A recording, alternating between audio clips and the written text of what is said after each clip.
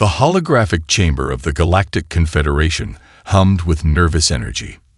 12 species, representing millennia of interstellar diplomacy, watched in stunned silence as the transmission from an obscure blue planet flickered to life.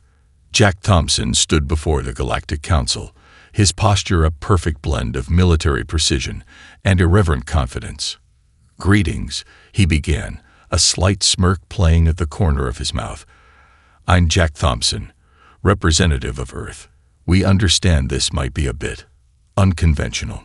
Behind him, the transmission revealed a backdrop that defied every expectation. Massive screens displayed a montage of human history, not the sanitized version typically presented by emerging civilizations, but a raw, unfiltered journey of triumph and catastrophe. Images of ancient cave paintings transitioned to spacecraft launches, war zones merged into medical breakthroughs, environmental devastation gave way to restoration projects. The alien representatives leaned forward, their various sensory appendages vibrating with a mixture of confusion and intrigue. Ambassador Krellinks of the Zor Collective, a being composed of intricate crystalline structures, adjusted his translation matrix. Something about the human's presentation felt deliberately orchestrated, like a performance designed to provoke a specific reaction. Jack continued, his voice carrying a rhythm that seemed to dance between humor and threat. "We've been informed that most civilizations present themselves with carefully curated histories. We're going to do something different. We're going to show you exactly who we are, complications and all." The screens behind him shifted rapidly. A sequence of images showed humanity's most contradictory moments. A nuclear weapon test juxtaposed with a global peace conference. Ecological destruction beside massive reforestation efforts. Violent conflicts interspersed with unprecedented humanitarian missions. "We're not perfect," Jack stated plainly. "But we're interesting. And we're here." In the observation chambers of the Galactic Confederation, communication specialists from various species began frantically analyzing the transmission. The human was breaking every known protocol of first contact. Most emerging civilizations approached with deference, showcasing their most peaceful achievements.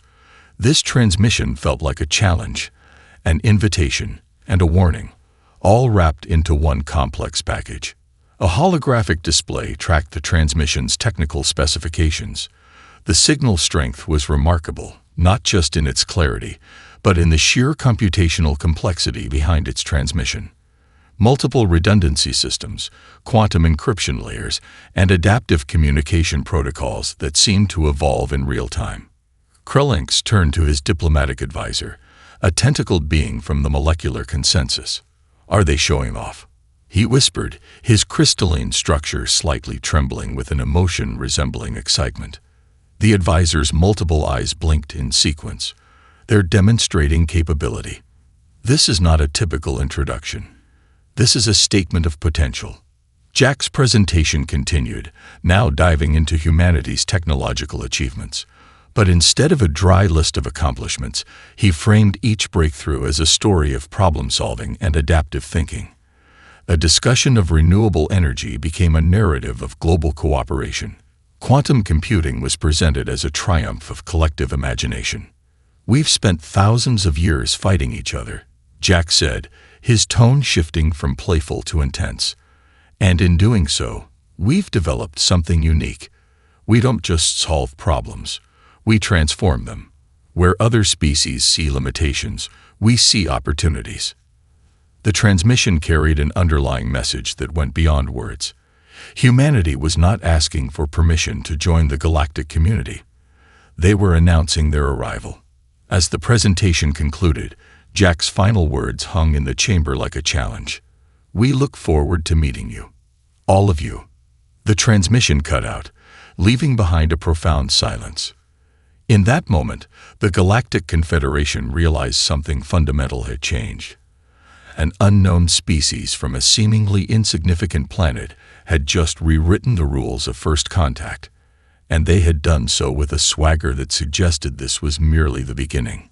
Krellinks slowly turned to his colleagues, his crystalline form reflecting the lingering holographic images. "Well," he said, a strange approximation of a human chuckle emerging from his translation matrix, "this is going to be interesting." Little did they know how prophetic those words would become. The data processing center of the Zarkak's unified worlds resembled a crystalline hive of computational activity. Thousands of analysts, representing multiple subspecies, worked tirelessly to unravel the mystery of human history. What began as a routine first contact analysis had transformed into the most complex investigative project in galactic records. Senior analyst Vornak pulled up another holographic display, his multiple sensory tendrils twitching with mounting frustration. Humanity defied every known pattern of civilizational development. Each new dataset seemed to contradict everything the analysts thought they understood about intelligent species. "This doesn't make sense," he muttered to his research partner, a silicon-based life form named Krillin. They simultaneously developed technologies that should be centuries apart. "Look at this sequence." The holographic display erupted with a chaotic timeline. In one moment, humans were fighting brutal ground wars with antiquated projectile weapons. In the next, they were developing quantum communication networks and advanced medical nanotechnology. The progression was less a linear path and more a series of impossible leaps. Krillin's crystalline form shifted, reflecting the complexity of the data. Their internal conflicts seemed to be a primary driver of innovation. Each challenge appeared to trigger a cascade of problem-solving that bordered on the miraculous. One particularly bizarre documentation trail caught Vornak's attention. During a global pandemic, human societies simultaneously experienced massive disruption and unprecedented cooperation. Medical researchers worked around the clock, sharing data across international boundaries. Technology companies rapidly retooled production lines. Citizens adapted to entirely new social structures with remarkable speed. "They don't just overcome challenges," Vornak said, his voice a mixture of awe and confusion. "They transform them into opportunities for collective growth." The human historical archives revealed a species in constant motion. Unlike most galactic civilizations that reached stability and then stagnated, humans seemed to thrive on perpetual reinvention. Their economic systems, political structures, and technological innovations existed in a state of constant flux. Krillin projected a comparative analysis between human development and other known civilizations. The graph looked less like a smooth progression and more like an erratic lightning bolt, unpredictable, dangerous, and brilliant. "Their military history is equally perplexing," Krillin observed. Holographic displays showed conflicts that seemed to defy conventional strategic thinking. Humans won battles through unexpected tactics, psychological warfare, technological improvisation, and a willingness to take risks that other species would consider suicidal. One particularly fascinating case study involved a conflict in the early 21st century. A smaller, technologically inferior group successfully resisted a much larger and more advanced military force through a combination of asymmetric warfare, global media manipulation, and technological creativity. It was less a military engagement and more a complex, multidimensional chess match. Vornak zoomed in on a series of environmental restoration projects. Here again, humanity demonstrated its capacity for collective action. Species that had driven themselves to the brink of ecological collapse somehow managed to reverse course. Entire ecosystems were reconstructed. Carbon emissions were dramatically reduced. Cities were transformed into green, sustainable networks. "They're not just a species," Vornak whispered. "They're a process of continuous transformation." The most disturbing and fascinating aspect of human history was their capacity for both tremendous destruction and unprecedented healing. They could develop weapons of global annihilation and then create international frameworks to prevent their use. They could exploit natural resources to near total depletion and then pioneer global restoration efforts. Krillin's analysis algorithms were working overtime. Statistical probability suggests they should have destroyed themselves multiple times over. And yet, they didn't. Something else was always happening. adaptation, innovation, unexpected cooperation. As the galactic standard cycles ticked by, the research team accumulated more questions than answers. Humanity was not just another civilization to be catalogued. They were a fundamental disruption to everything the Zarkak's unified worlds understood about intelligent species.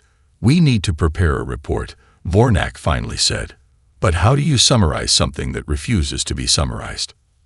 Kreelin's crystalline form pulsed with a complex pattern, the closest approximation to a laugh in their species. "We don't. We simply acknowledge that we're witnessing something unprecedented." In the vast data processing center, thousands of analysts continued their work, unaware that they were documenting the most significant first contact event in galactic history. Humanity had arrived, not with a whimper, but with a complexity that would reshape everything. The scout ship Horizon Breaker hung in low planetary orbit, its advanced camouflage systems working overtime to remain undetected. Commander Krulax examined the preliminary sensor readings with a growing sense of profound confusion. Nothing about Earth matched the standard first contact assessment protocols. "Run the environmental scan again," he instructed his lead science officer, a cybernetic being named Zura 9. Her neural interfaces hummed softly as she processed the request, multiple holographic displays dancing around her workstation. The initial projections had suggested a planet in moderate technological development, perhaps a few decades from potential galactic communication. Instead, the Horizon Breaker's sensors revealed a world of impossible contradictions. Massive urban centers existed alongside carefully reconstructed wilderness zones. Solar collection fields stretched across desert regions, their efficiency ratings far beyond what the Confederation's own engineers had deemed possible. Orbital debris cleanup systems worked in real time, removing centuries of accumulated space junk with methodical precision. "Command," Zara 9 reported, her voice a perfect blend of organic inflection and computational clarity. "I'm detecting multiple layers of technological infrastructure that shouldn't coexist. These renewable energy grids are operating at 379% efficiency compared to our baseline calculations." Krulax leaned closer to the holographic display. Cities appeared to be living systems rather than static structures. Green corridors wove between buildings. Vertical gardens climbed alongside skyscrapers. Transportation networks moved with a fluidity that suggested more than simple mechanical design. They appeared to be adaptive, self-regulating systems. The most perplexing readings came from the planet's communication networks. Unlike most developing civilizations that relied on centralized information systems, Earth's data infrastructure resembled a complex neural network. Multiple redundancy systems, quantum encryption layers, and adaptive communication protocols created a web of connectivity that seemed almost organic. They had weaponized information, Zara 9 observed, her analytical subroutines working at maximum capacity, not just as a means of communication, but as a form of collective problem-solving. Military installations revealed another layer of complexity. These were not the rigid, hierarchical structures found in most galactic civilizations. Each base appeared to be a dynamic ecosystem of technological and human interaction. Training grounds integrated advanced simulation technologies with psychological development programs. Defensive systems were not just about destructive capability, but about adaptive response and minimal collateral damage. A series of agricultural scans nearly broke Krulax's computational models. Entire regions demonstrated ecosystem management that blended technological intervention with biological restoration. Genetic diversity preservation programs ran alongside advanced food production systems. Deserts were being transformed, ocean ecosystems were being rebuilt, and entire landscapes showed signs of deliberate, intelligent reconstruction. "They're not just surviving," Krulax muttered. "They're actively redesigning their entire planetary ecosystem." Zara 9 pulled up a comparative analysis of human technological development. The progression defied every known model of civilizational advancement. Most species develop technologies sequentially, with clear evolutionary steps. Humans seem to develop multiple technological paradigms simultaneously, each system influencing and transforming the others in real time. Medical research facilities presented another stunning revelation. Advanced genetic therapies existed alongside holistic healing practices. Quantum computing technologies worked alongside traditional knowledge systems. Each approach seemed to inform and enhance the others, creating an approach to knowledge that was fundamentally different from any known galactic civilization. They don't just develop technology, Zara 9 reported. They engage in a continuous dialogue with their own capabilities. The most unsettling discovery came from analyzing human cultural transmissions. Unlike most civilizations that developed standardized communication, human cultural output was a constant state of negotiation. Art, science, philosophy, and technology existed in a state of perpetual cross-pollination. Krillak's washed as another layer of sensor data revealed human space exploration efforts. Multiple missions were underway, some government-sponsored, others driven by private enterprises, academic institutions, and collaborative international programs. Each mission carried a sense of collective purpose that transcended typical governmental or economic motivations. They're not waiting to be invited to the galactic stage, Krillak realized. They're preparing to introduce themselves. As the standard planetary rotation completed its cycle, the Horizon Breakers crew sat in stunned silence. They had been sent to gather preliminary reconnaissance. Instead, they had discovered something far more significant. A species that didn't just adapt to challenges, but fundamentally reimagined what was possible. Zara 9's final report was succinct. Recommendation: immediate full-scale evaluation. Humanity represents an unprecedented variable in galactic development. Commander Krillak could only nod. The universe, he realized, was about to change. The first warning came as a whisper of quantum disruption across galactic communication networks. Lisa Rodriguez watched the holographic displays in the United Earth Strategic Command Center, her fingers dancing across quantum-linked interface panels. Something was coming. Something that had already consumed 17 known civilizations. The Void Harvesters were more than just a threat. They were a systemic extinction event. Most galactic civilizations had responded with traditional defensive strategies. Massive fleets were assembled. Defensive perimeters were established. Shields were raised. Each approach followed centuries of established first contact defensive protocols. Humanity decided to do something different. "We're not going to wait," Lisa announced to the assembled team. The group was unlike any military strategy unit in galactic history. Psychologists sat alongside quantum engineers. Climate scientists shared space with retired Special Forces operatives. Artists collaborated with AI specialists. Each member represented a different approach to problem-solving. The holographic display showed the known path of destruction left by the Void Harvesters. 17 civilizations reduced to atomic dust. Entire star systems erased from existence. The pattern suggested a computational approach to extinction. Methodical, efficient, without emotion. Dr. Marcus Chen, a neural network expert, brought up a series of complex simulations. "They don't just destroy," he explained. "They consume."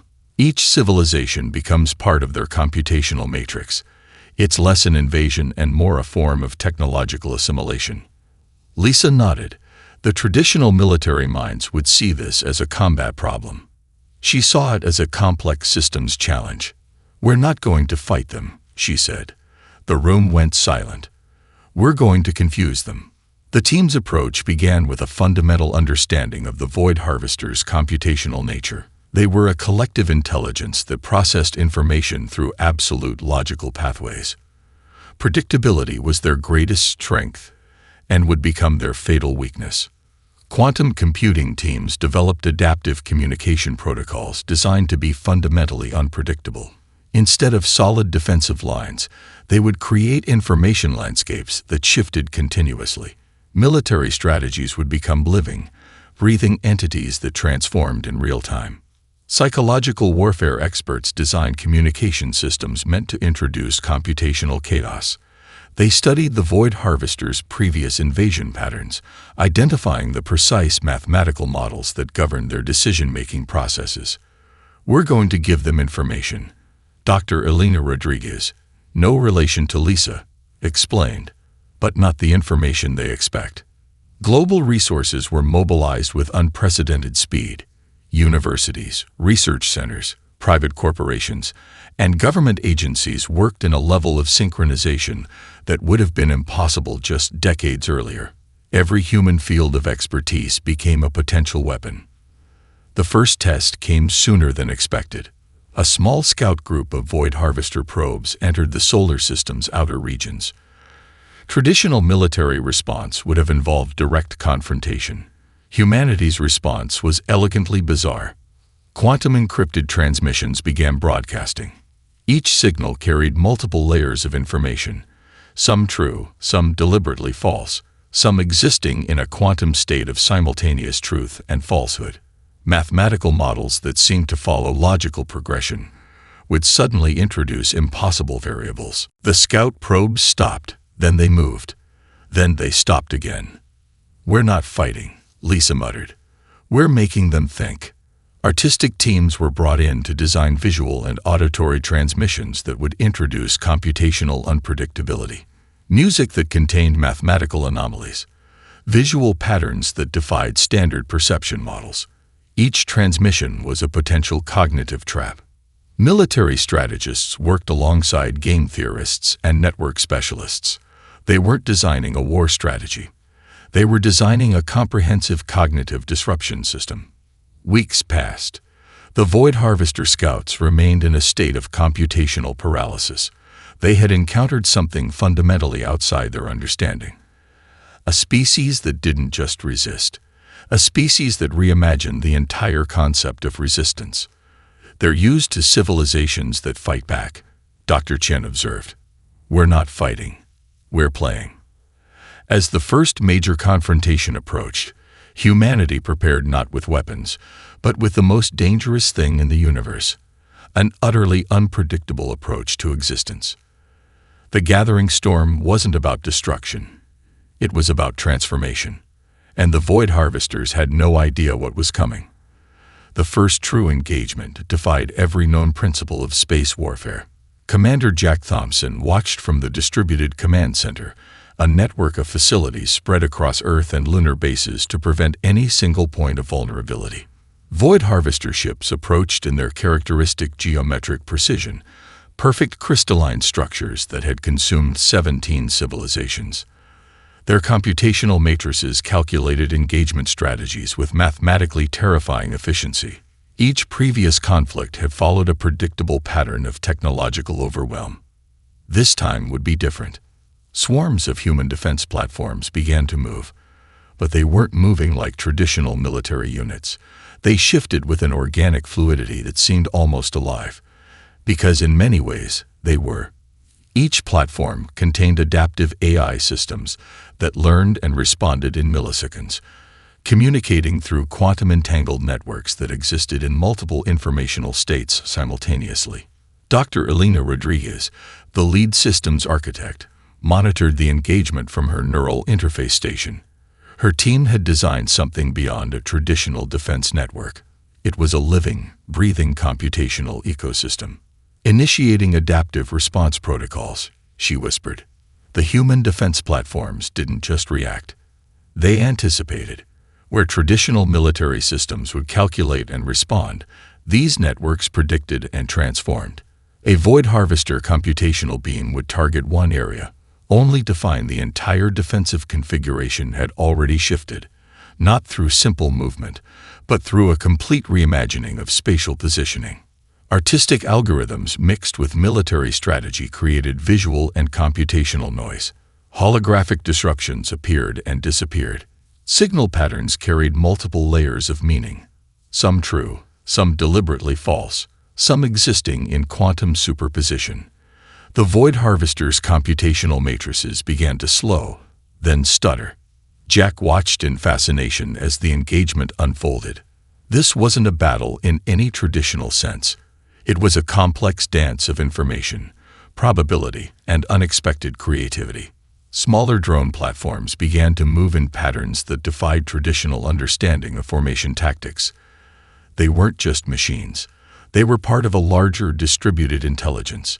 Each drone carried multiple computational cores, capable of independent decision-making, while simultaneously contributing to a collective strategy. They're thinking, Dr. Rodriguez noted, not just calculating. The Void Harvesters had consumed civilizations by overwhelming them with computational superiority. They approached each conflict with mathematical precision, reducing resistance to predictable variables. Humanity introduced something they couldn't comprehend: radical unpredictability. Defensive platforms would suddenly transform their entire operational strategy. A network designed for long-range engagement would suddenly become a close combat system. Computational defenses would morph into offensive capabilities in microseconds. Traditional military doctrine suggested specialization. Human systems suggested continuous adaptation. Psychological warfare met computational strategy. Transmission signals carried complex emotional and informational payloads. Some were direct combat communications. Others were artistic expressions, philosophical queries, mathematical challenges. Each transmission was a potential cognitive trap. The first Void Harvester ships began to experience systemic failures. Their computational matrices, designed to process information through absolute logical pathways, encountered something fundamentally outside their understanding. Humanity wasn't just resisting. They were reimagining the entire concept of resistance. Holographic displays in the command center showed the engagement from multiple perspectives. To an outside observer, the battle looked like a complex, living artwork. Platforms moved with a fluidity that suggested consciousness. Defensive networks breathed and pulsed like organic systems. "We're not fighting," Jack muttered to himself. "We're having a conversation." Each human platform carried multiple redundancy systems. Damage to one section would cause immediate reconfiguration. Lost units were replaced not through simple reinforcement, but through a complete redistribution of computational and physical resources. The Void Harvesters had consumed civilizations by reducing them to predictable variables. Humanity introduced complexity as a weapon. Hours passed. The engagement continued, but it was no longer a traditional battle. It was a continuous process of mutual transformation. Human systems learned from each interaction. Void Harvester computational matrices became increasingly confused. Dr. Rodriguez's final report would later describe the engagement not as a military victory, but as a complex systems interaction. They hadn't destroyed the enemy. They had fundamentally changed the nature of the interaction. As the first wave of Void Harvester ships began to retreat, Jack Thompson allowed himself a slight smile. Humanity had just rewritten the rules of galactic conflict. And they were just getting started. The cultural transmission began almost accidentally. What started as a simple exchange of artistic and philosophical content quickly became a galactic transformation that no civilization could have predicted. Dr. Marcus Chen watched the initial communication streams with a mixture of excitement and scientific curiosity. Human cultural exports were unlike anything the Galactic Confederation had ever encountered. They weren't just entertainment or information. They were complex, adaptive systems of communication that seemed to evolve in real time. Music from Earth carried mathematical complexity that doubled as computational puzzles. Each melody contained layers of information, cultural context, emotional landscape, and intricate mathematical patterns that could be simultaneously appreciated as art and analyzed as scientific data. Alien species found themselves spending countless cycles decoding a single 3-minute musical composition. Visual art became something entirely different. Human artists had developed techniques that incorporated quantum information theory, psychological response mapping, and cross-cultural symbolic language. A single painting could be perceived differently depending on the viewer's neurological structure, cultural background, and emotional state. The first wave of human literature hit galactic communication networks like a cognitive tsunami. These were not simple narratives. They were living documents that seemed to adapt to the reader's comprehension level. Translations weren't just linguistic conversions. They were complete cultural reinterpretations that maintained the original work's core essence while becoming entirely accessible to different species. Philosophical transmissions carried even more complexity. Human philosophers had developed communication models that existed in multiple states of meaning simultaneously. A single philosophical text could be read as a scientific treatise, an emotional journey, and a mathematical theorem, all at the same time. They're not just sharing information, Dr. Chen reported to the Galactic Cultural Exchange Committee. They're creating interactive knowledge ecosystems. Alien academic institutions found themselves completely restructuring their understanding of knowledge transmission. Human educational models defied traditional categorical thinking. Disciplines that were traditionally separate, art, science, philosophy, mathematics, became interconnected living systems of understanding. Musical compositions from Earth began appearing in alien computational research centers. Scientists discovered that certain human musical patterns contained solutions to complex mathematical problems. What appeared to be a simple melody was actually a sophisticated algorithm disguised as art. Cultural anthropologists from multiple species worked overtime to understand the human approach. Unlike most civilizations that developed standardized communication modes, humans seemed to thrive on continuous cultural reinvention. Each transmission carried multiple layers of meaning, some obvious, some hidden, some existing in a state of deliberate ambiguity. Language itself became a form of adaptive technology. Human linguistic experts had developed communication systems that could adjust in real time, incorporating new concepts, emotional nuances, and technological developments with unprecedented speed. The most shocking discovery came from psychological research. Human cultural exports weren't just information. They were a form of collective problem-solving. A documentary about environmental restoration could simultaneously be a scientific research paper, an emotional narrative, and a technological innovation blueprint. Alien species began experiencing what researchers called perspective transformation. Exposure to human cultural content didn't just provide information, it fundamentally rewired cognitive processing systems. Species that had existed in relatively static cultural states for millennia suddenly found themselves questioning fundamental assumptions about existence, creativity, and collective potential. Dr. Elena Rodriguez, leading the cultural transmission research, described it as a form of cognitive cross-pollination. Human content didn't just communicate, it transformed. A simple musical piece could introduce mathematical concepts. A philosophical text could contain technological innovations. An artistic performance could be a complex sociological experiment. The Galactic Confederation's communication networks began to change. Traditional hierarchical information systems gave way to more fluid, adaptive models inspired by human transmission techniques. Species that had maintained strict separations between art, science, and philosophy now saw them as interconnected systems of understanding. Economic models transformed. Alien civilizations discovered human approaches to collaborative innovation that defied traditional competitive structures. Creative Commons concepts, open-source methodologies, and collaborative problem-solving became new galactic standards. As standard cycles passed, it became clear that humanity had done something unprecedented. They weren't just joining the galactic community. They were fundamentally reimagining what community could mean. Dr. Chen's final report was simple yet profound. Humanity is not a civilization. Humanity is a process of continuous transformation. The universe watched, listened, and began to change. The final confrontation with the Void Harvesters would be remembered as the moment when humanity fundamentally redefined galactic conflict. Commander Jack Thompson stood at the Distributed Command Center, a network of facilities that spanned Earth, lunar bases, and orbital platforms.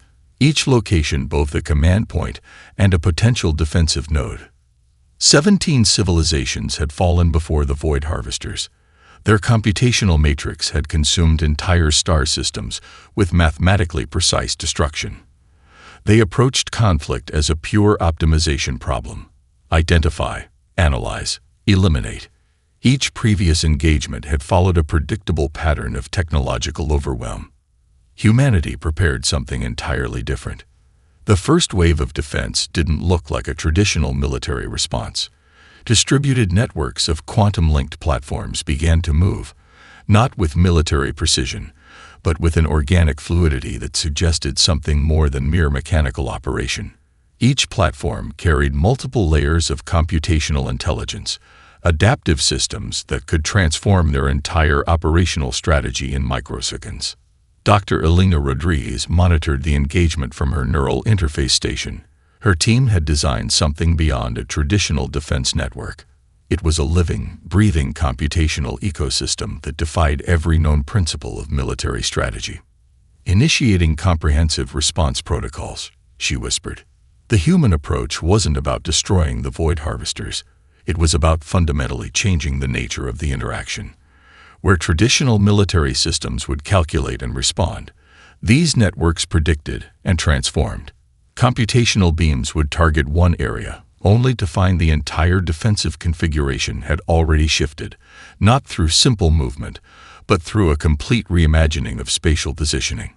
Artistic algorithms mixed with military strategy created visual and computational noise. Holographic disruptions appeared and disappeared. Signal patterns carried multiple layers of meaning, some true, some deliberately false, some existing in quantum superposition. The void harvester's computational matrices began to experience systemic confusion. Jack watched the engagement unfold like a complex, living artwork. Smaller drone platforms moved in patterns that defied traditional understanding of formation tactics. They weren't just machines. They were part of a larger distributed intelligence. Each drone carried multiple computational cores, capable of independent decision-making, while simultaneously contributing to a collective strategy.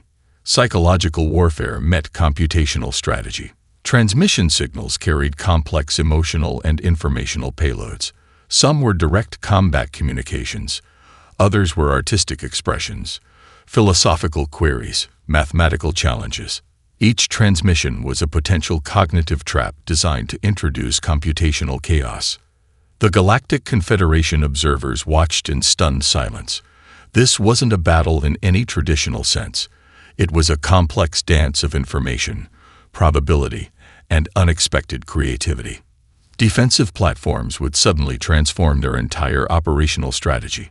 A network designed for long-range engagement would become a close combat system. Computational defenses would morph into offensive capabilities in microseconds. Traditional military doctrine suggested specialization. Human systems suggested continuous adaptation. Dr. Marcus Chen, monitoring the engagement's computational aspects, noted something unprecedented. The human defense networks weren't just responding to the void harvesters. They were learning from them. Each interaction became an opportunity for computational evolution. Hours turned into standard cycles. The engagement continued, but it was no longer a traditional battle.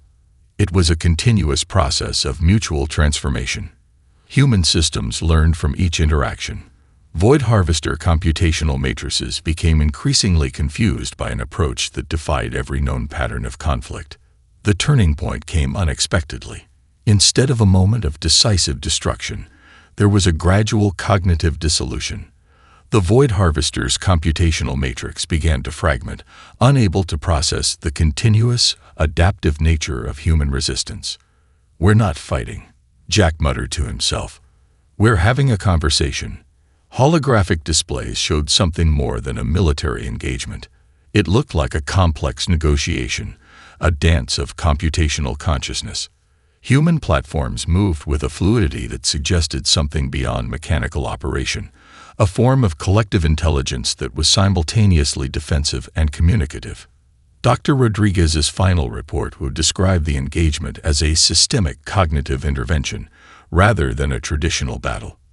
They hadn't destroyed the enemy. They had fundamentally changed the nature of the interaction. As the first wave of void harvester ships began to retreat, something unprecedented happened. Fragments of their computational matrix began to integrate with human communication networks, not as a form of invasion, but as a complex exchange of information. Jack Thompson allowed himself a slight smile. Humanity had just rewritten the rules of galactic conflict, and they were just getting started. The Grand Assembly of the Galactic Confederation stretched across multiple dimensional platforms, a gathering of civilizations that had witnessed the most profound transformation in recorded history. Dr. Lisa Rodriguez stood at the central podium, her presence both a diplomatic statement and a fundamental challenge to everything the Confederation had previously understood. Representatives from over 300 sentient species watched with a mixture of anticipation and uncertainty. Humanity had not just joined the galactic community, they had fundamentally reimagined what community could mean. "We are not here to lead," Lisa began, her words translated across multiple communication matrices. "We are here to collaborate." The chamber fell silent. Every species present remembered the recent conflict with the Void Harvesters, a threat that had consumed 17 civilizations, only to be transformed by humanity's unprecedented approach to conflict and communication. Behind her, a holographic display began to shift. It wasn't a traditional presentation. The visualization was a living, breathing representation of potential galactic cooperation. Computational models danced with artistic representations, scientific data intertwined with cultural narratives. Each moment of the display suggested multiple layers of meaning. Dr. Marcus Chen, seated among the Earth delegation, watched the presentation with a subtle smile. They weren't just sharing information. They were demonstrating an entirely new way of understanding collective potential. The Confederation's traditional structure had been hierarchical and rigid. Species were categorized by technological advancement, communication capabilities, and potential threat levels. Humanity proposed something radically different, a networked system of cooperation that valued diversity of approach over standardization. Technological advancement is not a linear path, Lisa continued. It's a complex ecosystem of potential. She began to outline a new framework for galactic interaction. Traditional diplomatic protocols would be replaced by adaptive communication systems. Instead of fixed treaties, there would be dynamic collaboration models that could evolve in real time. Conflict resolution would become a form of collective problem-solving, rather than a competitive negotiation. The Zor Collective's representative, a being of intricate crystalline composition, leaned forward. Humanity's proposal challenged every established principle of galactic governance. Yet, after witnessing their approach to the Void Harvester conflict, no one could dismiss their perspective. Economic models were the first to transform. Humanity introduced concepts of open-source collaboration, adaptive resource sharing, and collective innovation that made previous economic structures look primitive. Species that had maintained strict competitive models began to see the potential of collaborative development. Technological exchange became something more than simple information transfer. Human representatives proposed a framework where technological development was seen as a form of cultural expression. Each innovation would be shared not as a commodity, but as a collective opportunity for growth. Educational systems across multiple civilizations began to redesign themselves. The human approach suggested that learning was not about accumulating information, but about developing adaptive thinking capabilities.